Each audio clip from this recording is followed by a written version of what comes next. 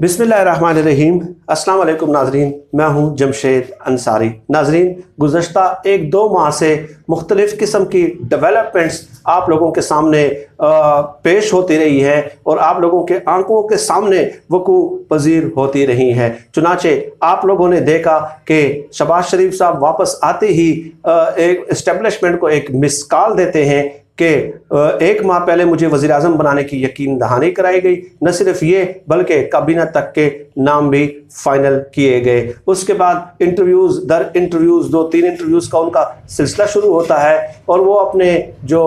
Damage है इन बयानात की वजह से उनके पार्टी के बयानियों को उसको थोड़ा सा कवर करने के लिए और उस तासुर को ज़ाहिर करने के लिए वो ये भी कहना शुरू कर देते हैं कि 1993 से लेके पता नहीं कितनी बार जो है ना मुझे वज़ीर आज़म बनाने की ऑफ़र हुई लेकिन मैं वज़ीर आज़म नहीं बना। इसके अलावा सुहेल वड़ाइच को जो इंटरव्यू में उन्होंने ये भी कहा था कि खुद नवाज शरीफ ने मुझे 5-6 बार वज़ीर आज़म बनने की ऑफ़र की थी। तो बहरहाल लोगों को कंफ्यूज करने का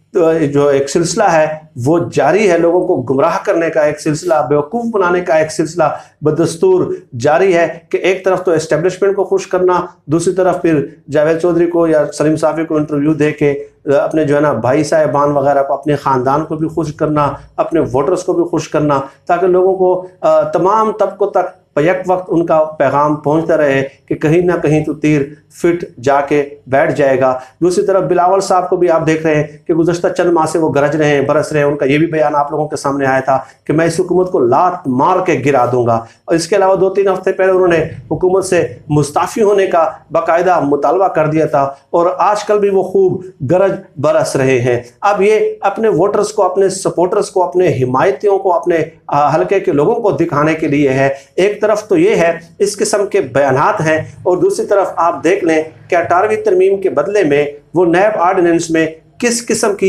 रियायतें चाहते हैं ये पीपल्स पार्टी और नून लीग कि मरियम नवाज़ की सज़ा ख़त्म की जाए, नवाज शरीफ साहब की सज़ा ख़त्म की जाए, तमाम केसेस ख़त्म की जाए, वापसी पे उन्हें गिरफ्तार न किया जाए। और पीपल्स पार्टी भी इस किस्म की रियायत की तालब है कि बिलावल भुट्टो पे, आसिफ जरदारी पे और इसके अलावा जो ओमनी और फालूदे और रक्शे वाले के कई केसेस हैं वो तमाम तर केसेस ख़त्म किए जाएँ। तो एक तरफ ये गरज रहे, बरस रहे हैं लोगों को दिखाने के लिए और दूसरी तरफ आप देख लें कि ये अंदरून खाना हुकूमत से मिनते तरले भी कर रहे हैं और केसेस ख़त्म करने की इस्तेदा भी कर रहे हैं और दूसरी तरफ हुकूमत को ब्लैकमेल करने की भी साथ साथ कोशिश कर रहे हैं कि 18वीं तरमीम हम उस वक़्त पास होने देंगे जब तक जो है ना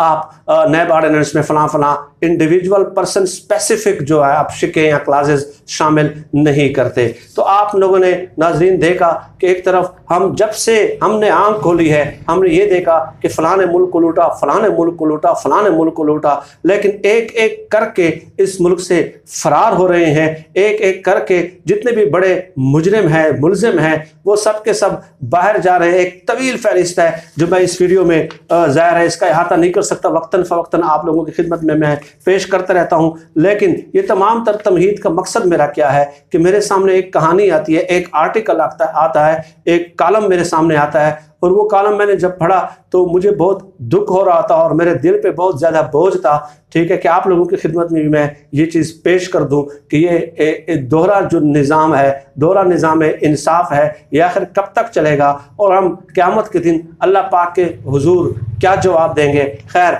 आपको एक किस्सा सुनाता हूँ। वो है एक खातून थी, आप लोगों ने सुना होगा, रानी उनका नाम था, पंजाब की रानी। ठीक है, 13 साल की थी और उसे शोहर के कत्ल के झूठे मुकदमे में फंसा दिया गया। ये गिरफ्तार हुई और अभी हाल ही में चंद हफ्ते पहले 19 साल यानी कि 20 साल, यहाँ पे तो 19 साल लिखा है लेकिन जो अखबारी इतलात हैं, जो कन्फर्म इतलात हैं, 20 साल कैद के बाद लाहौर हाई कोर्ट ने माज़रत करते हुए उसे बेगुनाह करार देते हुए रिहा कर दिया। आप बताइए, 13 साल की उम्र में वो कैद हुई हो और उसकी जवानी पूरी की पूरी जेल के सलाखों के नज़र हो गई और 20 साल बाद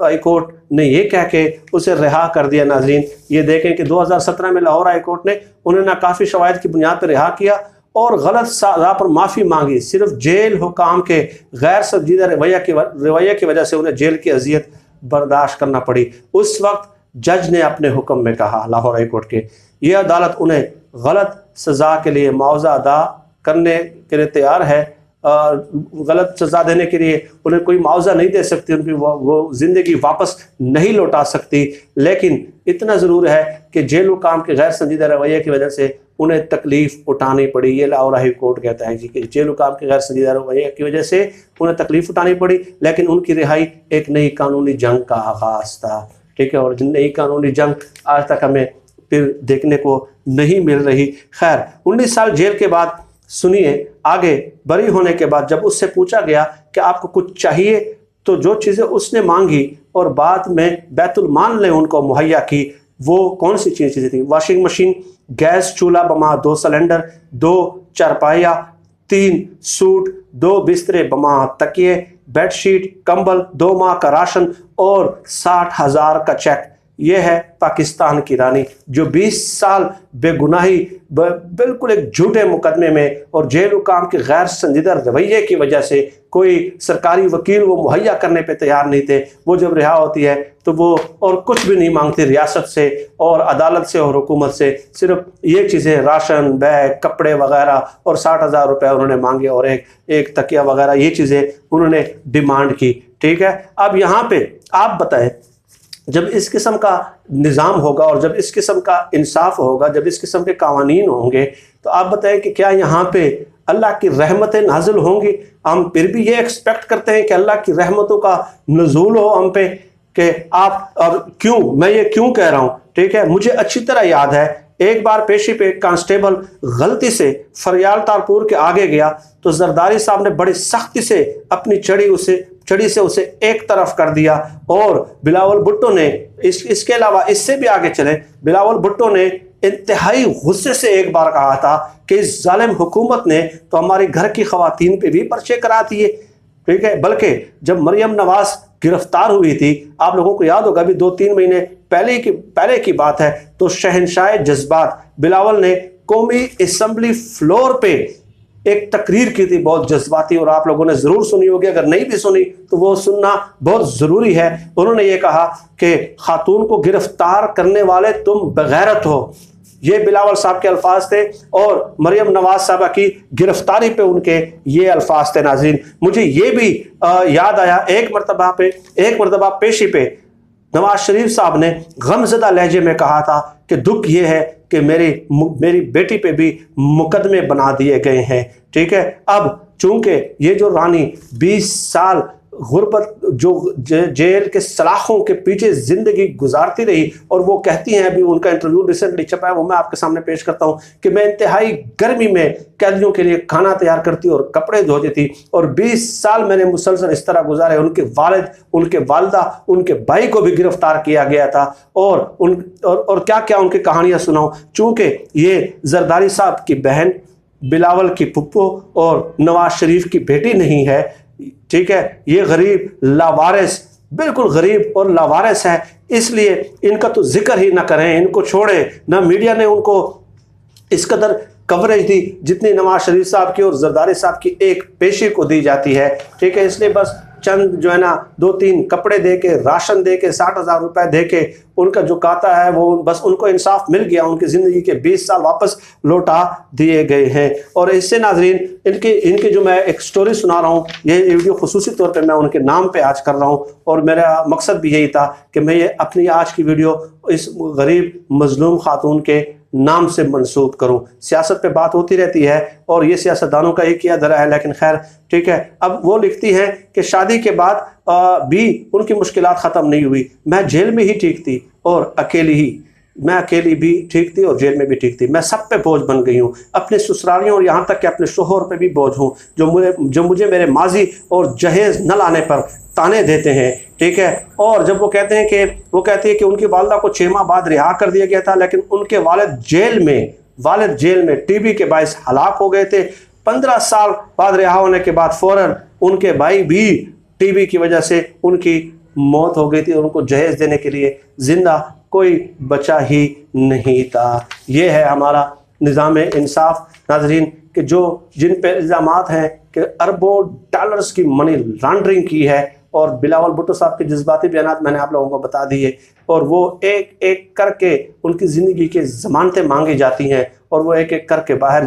چلے گئے ہیں، اور 8 ہفتے ضمانت ملنے کے باوجود بھی آج کوئی عطا پتہ نہیں کہ واپس آئیں گے بھی یا نہیں آئیں گے۔ یہ اسی نظام کو بدلنے کے لیے، انصاف دینے کے لیے لوگوں نے عمران خان صاحب پہ یقین کیا تھا، لوگوں نے عمران خان صاحب کو ووٹ دیے تھے، لوگوں نے عمران خان صاحب کو اپنی آخری امید سمجھ لیا تھا، آخری امید سمجھ لیا تھا۔ ہم بھی عمران خان صاحب کو اس لیے سپورٹ کرتے ہیں کہ عمران خان صاحب کو 5 سال آئین پاکستان نے دیے ہیں، ٹھیک ہے، 5 سال آئین پاکستان نے دیے ہیں۔ 2 سال بعد میری یہ عادت نہیں ہے کہ میں کسی حکومت کو یا کسی شخصیت کو 2 سال بعد ٹارگٹ کرنا شروع کر دوں، کیونکہ گزشتہ حکمرانوں نے 3 بار حکمرانیاں کی ہیں، تو میں تھوڑا سا سپیس دیتا ہوں کہ نہیں، بالکل 2 سال میں آپ 30 سالوں کا گن صاف نہیں کر سکتے، لیکن عمران خان صاحب یہ کام آپ نے ہی کرنے ہیں، آپ نے ہی کرنے ہیں، اور اگر آپ بھی خدا نخواستہ یہ کام نہ کر سکے تو تاریخ میں ظاہر ہے وہی ذکر ہوگا۔ مجھے معلوم ہے جس طرح دوسرے لوگوں کا ہوتا ہے، یعنی کہ آپ بھی نظام انصاف لوگوں کو نہ دے سکے، اس لحاظ سے آپ کا ذکر ہوگا۔ اور میں یہ بھی جانتا ہوں کہ کس قدر مشکلات ہیں، کس قدر نامساعد حالات ہیں، کس قدر جو مختلف گروہ ہیں، جو مافیا ہیں، جو آپ کے اتحادی ہیں، وہ کس قدر بلیک میل کرنے کی کوشش کر رہے ہیں، ایک ایک ترمیم پہ حکومت کی حمایت سے دستبردار ہونے کے دھمکیاں دے رہے ہیں، ٹھیک ہے۔ یہ تمام تر حالات سب لوگوں کے علم میں ہے، کیونکہ یہ تو ظاہر ہے قدامت پسند لوگ ہیں جو آپ کے ساتھ اتحادی شامل ہیں، لیکن پھر بھی بہرحال آپ کی ایفرٹ جو ہے وہ لوگوں کو نظر آنی چاہیے، ویزیبل ایفرٹ لوگوں کو نظر آنی چاہیے کہ واقعی عمران خان صاحب نے تو فائٹ کی، آخری حد تک کی، اور اس لوگوں کو، غریبوں کو، مظلوموں کو انصاف دلانے کے لیے انہوں نے آخری حد تک اپنی جتنی حد الوسع حد المقدور کوشش تھی وہ گئے ہیں، لیکن اس نظام نے اس کا راستہ روک دیا تھا۔ پھر بھی انسان کوئی نہ کوئی دل کو تسلی مل جاتی ہے، لیکن وہ ایفرٹ نظر آنی چاہیے، ٹھیک ہے۔ تو ناظرین، آج کے لیے میرے خیال میں اتنا ہی، اور اس موضوع پہ مزید آپ لوگوں سے بات ہوتی رہے گی۔ آپ سب لوگ اپنا بہت بہت خیال رکھیے گا، اور مجھے اپنی دعاؤں میں خصوصی طور پہ یاد رکھیے گا۔ اللہ ہم سب کا عامل و ناصر ہو۔ پاکستان زندہ باد، اللہ حافظ۔